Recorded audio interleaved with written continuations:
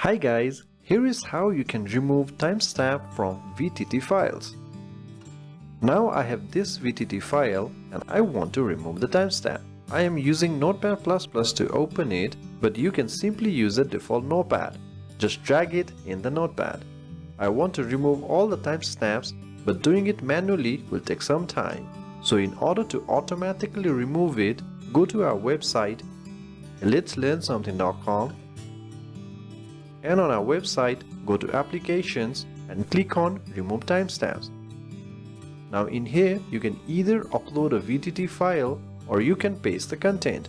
Let me quickly copy the content, add on this, Ctrl+A, copy and paste it here, Ctrl+V, and then click on process text.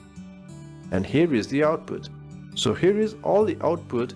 You can download this as text or simply copy text and then paste it in the notepad. And here all the timestamps have been removed.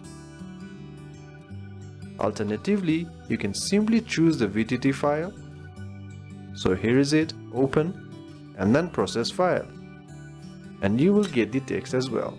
If you see more spaces, then we recommend to copy paste the text. Thank you very much.